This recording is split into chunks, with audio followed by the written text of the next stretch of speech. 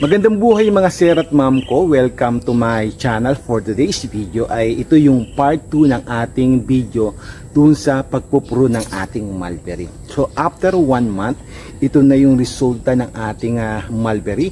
Namunga na siya ng madami at malapit na siyang anihin. Kaya mga sir at ma'am ko, samahan nyo ko kung paano namunga ng ganito yung ating mulberry.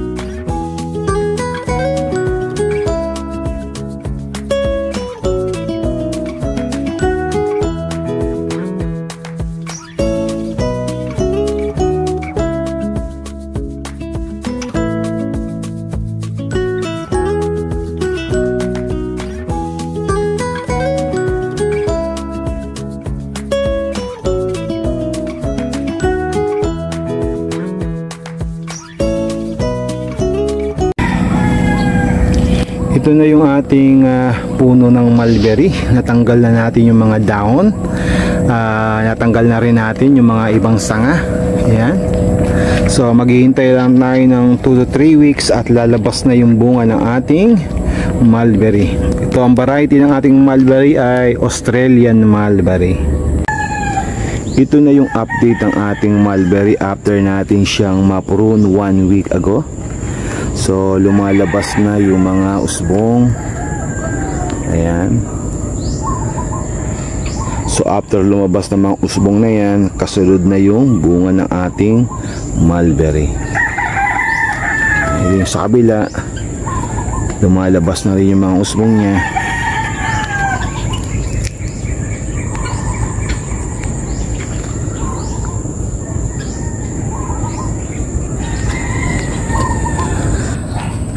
Check natin yung ating mulberry na pinutol 12 days ago.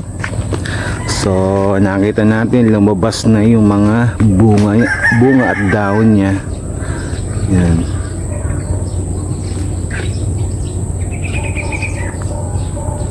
So lumalabas na, may bulaklak na ang ating mulberry. Kasunod niya bunga na yan. Actually bunga na to. Yan. So ito yung status ng ating mulberry after nating mapurun 12 days ago.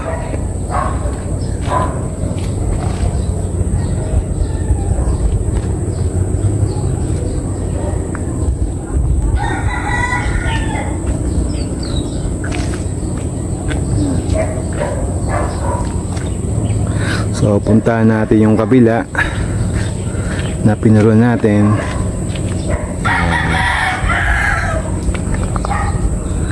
Lumabas na din yung bunga ng ating mulberry. So ang reason kung bakit natin pinupurun ay para bumaba yung level. So ganitong kababa lang siya, halos tapat lang ng aking mga mata, ay madaling i-harvest yung ating mulberry. Hindi tayo kailangan kumuha ng hagdan. At the same time mas less ang insekto kasi maganda ang air circulation. At higit sa lahat kung bakit natin pinupuro yung mulberry ay para mapwersa natin siyang mapabunga.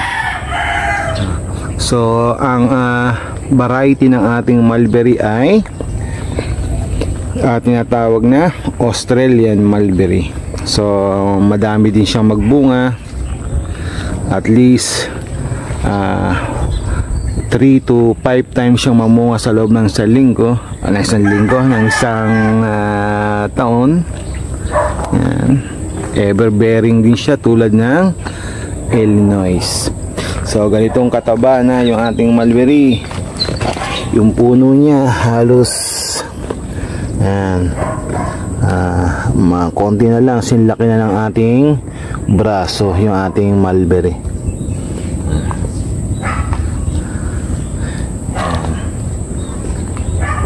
So mini-maintain lang natin yung height para hindi maging sagabal sa daan, kasi tabing kalsada lang itong ating mulberry sa vacant lots dito sa aming subdivision. So ito yung kalsada, ito naman yung mulberry. Again, 12 days after nating ma-prune yung ating mulberry, ito na yung status ng ating puno ng Australian mulberry. So ito na yung ating mulberry after 4 weeks or almost 4 weeks. So may mga bunga na siya, lumalabas na. Ayan, yung bunga niya. Sa kabila din. So nag-uulan ng madalas dito sa amin sa Bulacan. So hindi ganun lumaki yung bunga ng ating mulberry. Ayan. Pero may mga bunga naman ng malalaki tulad dito. Ayan. So ito yung ating mulberry. Ayan. Ayan, yung bunga na din. So ito yung update natin sa ating mulberry. So marami siyang maliliit na bunga. So isa mga ayaw ng mulberry yung maulan na lugar or maulan na panahon. Mas madami siyang magbunga tuwing tag-araw. Ayan. Again, ito yung update natin sa ating mulberry after 4 weeks na siya ay na prune.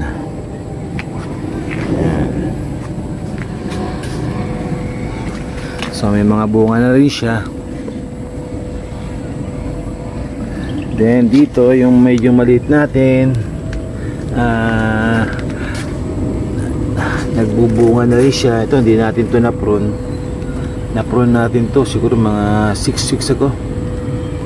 Ayan. Again, ito yung update natin sa ating mulberry na pinurune 4 weeks or almost 4 weeks. So sa next Sunday ay 4 weeks na natin to na na-prune.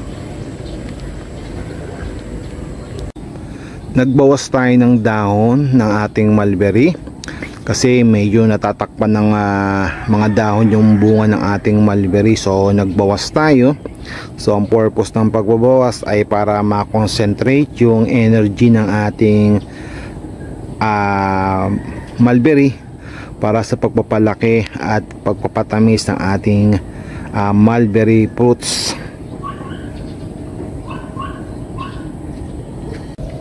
Ito na yung ating mulberry after 4 weeks. Yan, ito na yung ating mulberry. So ang reason kung bakit ulit natin pinurune ang ating mulberry, una, for easy access ng ating mga fruits. Pangalawa, para ma-less ang infestation ng mga insekto, for better air circulation. Pangatlo, syempre para natin mapabunga ng madami yung ating mulberry, kaya natin siya pinupurune. At the same time, pinupurune din natin siya para magkaroon tayo ng planting material para dumami yung puno o yung halaman natin ng mulberry. So ito ay 4 week after nating ma-prune. Then tingnan natin sa kabila. Ito na rin, naglabasan na rin yung bunga ng ating mulberry. Ayan. So ang daming bunga, ang daming cluster ng bunga ng ating mulberry. So it so happen na nung pinrune natin, nagkaroon ng habagat, nag-intensify yung monsoon rain, then meron pang bagyo. So more or less hindi ganun nakalaki yung ating mga bunga ng ating mulberry. Usually mas gusto ng mulberry yung tag-araw, mas bumubulas yung kanyang bunga. Ayan, ganun pa man, na-achieve naman natin yung purpose kung bakit pinupro natin yung mulberry, para mapuwersa natin siyang mapabunga. So, ang daming bunga ng ating mulberry. Ayan. So, medyo may kaliitan lang, and hopefully next time ay itatapat natin sa medyo maaraw na panahon yung ating mulberry. So, hitik na hitik sa bunga yung ating mulberry. Ayan, ang daming bunga ng ating mulberry, makikita nyo. Ayan. Again, ang variety ng ating mulberry ay Australian mulberry. So, ito yung mga bunga ng ating mulberry. Ayan. Then, sa kabila, ayun. Sana ganitong kalalaki yung bunga ng ating mulberry. Ayan. Lahat sana ganitong kalalaki yung bunga ng ating mulberry. Pero okay, happy pa rin tayo kasi na-achieve natin yung purpose kung bakit natin pinupurun yung ating mulberry, para mapuwersa na mamunga yung ating puno ng ating mulberry. Then dahil pinurun natin yung mulberry, mababa lang siya, halos simpantay lang ng aking leeg o ng aking bibig yung puno ng ating mulberry.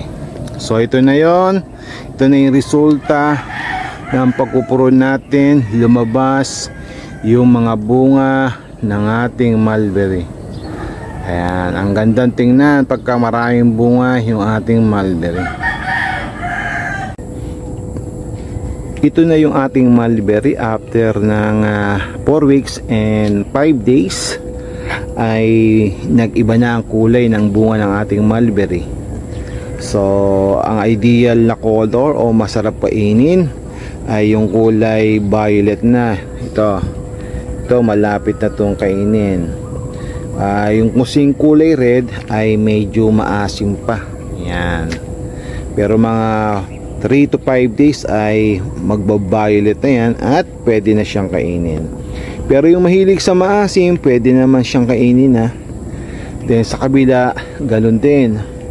Halos nagre-red na lahat, kulay red na. So ito, nag-iiba na kulay, nagkukulay violet na. So ito na yung status natin ng ating mulberry after 4 weeks and 5 days.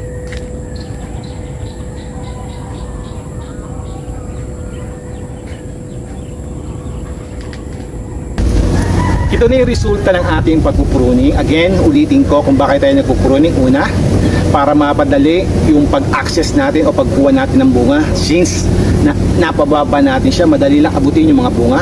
Pangalawa, kung bakit tayo nagpupruning, para gumanda yung air circulation sa paligid ng halaman, para maiwasan ng pest. Pangatlo, para makakuha tayo ng planting material, at higit sa lahat, para mapabunga, mapadami ang bunga ng ating mulberry. Kaya mga sir at ma'am ko, maraming salamat sa panunod ng aking video. Please like, share, and subscribe, and press the notification bell para lagi ka updated sa mga video na aking gagawin. Magandang buhay and God bless us all.